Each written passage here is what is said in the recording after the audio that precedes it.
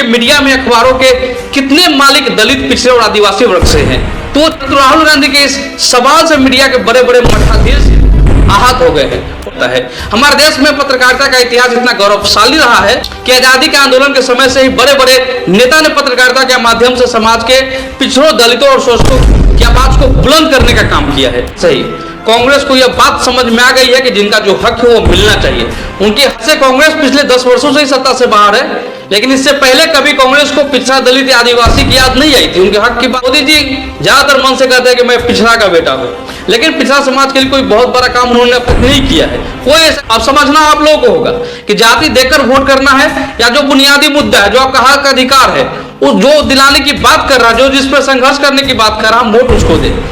क्या वह दलित और पिछड़ों का दर्द समझ सकते हैं, उनकी मनोदशा को समझ सकते हैं जो कभी दलित बस्ती में न गए होंगे?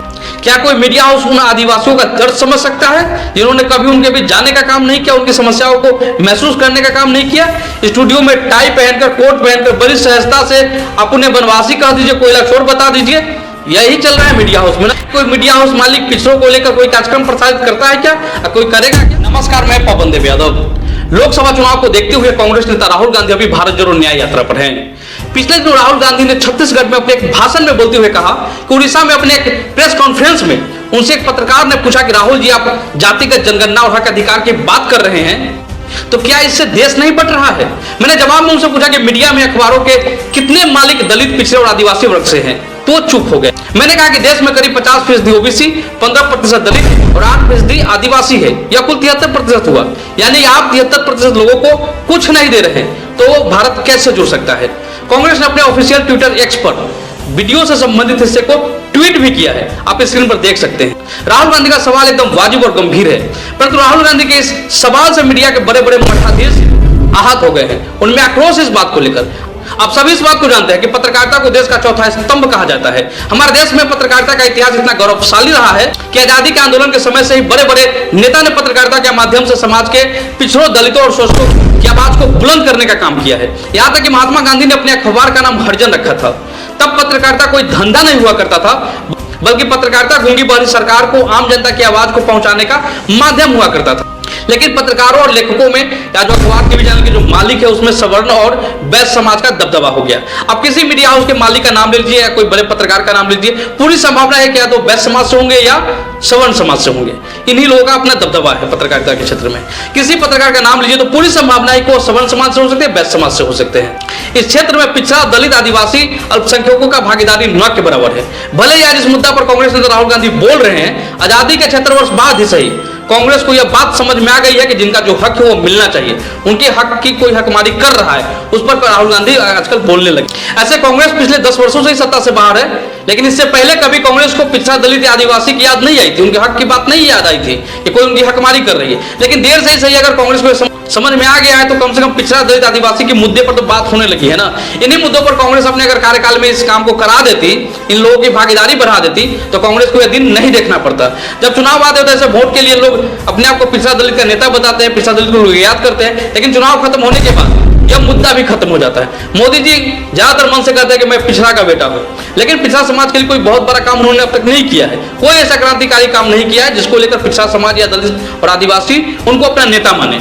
सवाल यह है कि जो कश्मीरी पंडित और जो जाति का ब्राह्मण है, जो खासकर राहुल गांधी, वो दलित पिछड़ों के मुद्दे पर राजनीति कर रहा है, उनकी बात कर रहा है, उनके हक अधिकारों पर चर्चा कर रहा है। लेकिन जो दलित पिछड़े के जो नेता है, जिनको वोट लेकर लोग सदन तक पहुंच रहे हैं, वो सवर्णों के मुद्दे पर राजनीति कर रहे हैं। अब समझना आप लोगों को होगा कि जाति देकर वोट करना है या जो बुनियादी मुद्दा है, जो आपका हक अधिकार है, वो जो दिलाने की बात कर रहा है, जो जिस पर संघर्ष करने की बात कर रहा है, वोट उसको दे।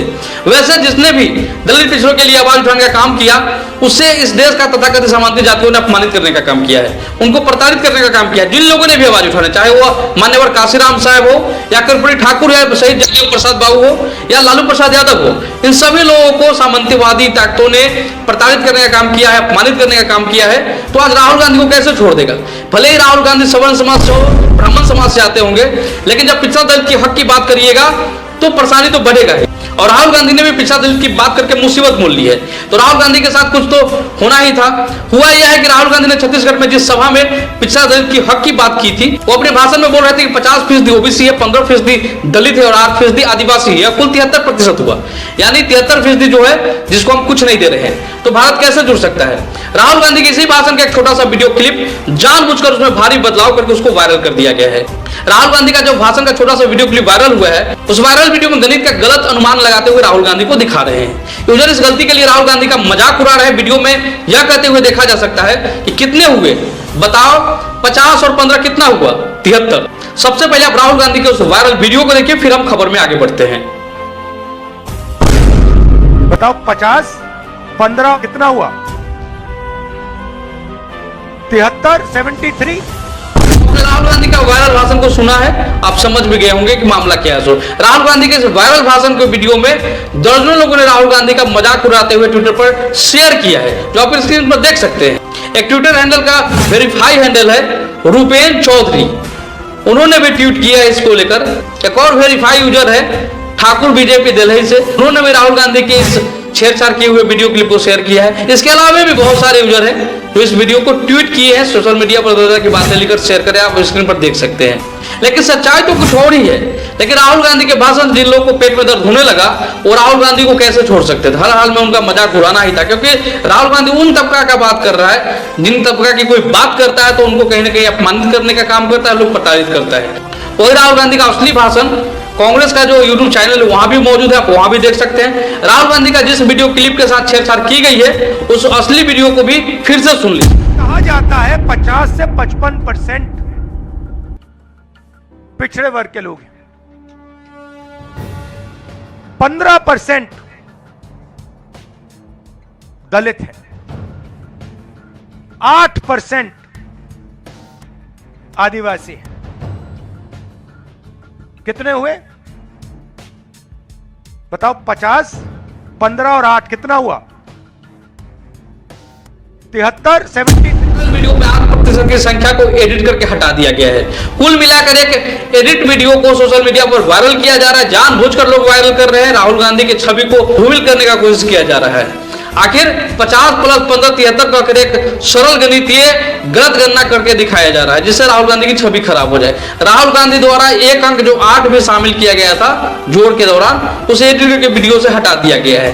तो कहीं ना कहीं पिछड़े दलित और आदिवासी के हक अधिकार को जो लोग हकमारी करके बैठे हुए हैं, उन्हीं को यह तकलीफ है और जानबूझकर राहुल गांधी को वो लोग ट्रोल कर रहे हैं। मेरे अनुसार राहुल गांधी के इस वाजिब सवाल को बरगलाने या राहुल गांधी पर टूट पड़ने से बेहतर होगा कि हम इस जवाब को ढूंढे कि देश की इतनी बड़ी आबादी, दलित और आदिवासी समाज का कौन आवाज उठाएगा? क्या वह दलित और पिछड़ों का दर्द समझ सकते हैं, उनकी मनोदशा को समझ सकते हैं जो कभी दलित बस्ती में न गए होंगे? क्या कोई मीडिया हाउस उन आदिवासियों का दर्द समझ सकता है जिन्होंने कभी उनके बीच जाने का काम नहीं किया, उनकी समस्याओं को महसूस करने का काम नहीं किया? स्टूडियो में टाई पहनकर, कोट पहनकर बड़ी सहजता से अपने बनवासी कह दीजिए, कोयला चोर बता दीजिए, यही चल रहा है मीडिया हाउस में। क्या कोई मीडिया हाउस मालिक पिछड़ों को लेकर कोई कार्यक्रम प्रसारित करता है क्या? कोई करेगा क्या? राहुल गांधी के सवाल पर मुख्यधारा की मीडिया और सवर्ण समाज के बौखलाहट का कारण बिल्कुल साफ है, जो हमने वीडियो में स्पष्ट कर दिया। ऐसे मैं एक बात स्पष्ट कर दूं कि सोशल मीडिया एक बहुजन मीडिया है। सोशल मीडिया ही पिछड़ों दलित आदिवासियों की मीडिया है। आप लोग भी सोशल मीडिया की ताकत को समझिए, सोशल मीडिया पर आइए और अपने हक अधिकार की बात करिए, अपने हक अधिकार के लिए लड़ने का काम करिए। तो फिलहाल आज के इस वीडियो में बस इतना ही। हमारा वीडियो अच्छा लगा होगा तो इस वीडियो को ज्यादा से ज्यादा शेयर करें। वहीं इस वीडियो को लेकर आप क्या सोचते हो आप हमें कमेंट करके बताइए। वहीं इस तरह के खबरों के लिए आप हमारे यूट्यूब चैनल को सब्सक्राइब कर लेंगे, बेल आइकन दबा लेंगे और फेसबुक पर देख रहे हैं फेसबुक को लाइक और फॉलो कर लेंगे। धन्यवाद। जय हिंद, जय बिहार, जय संविधान।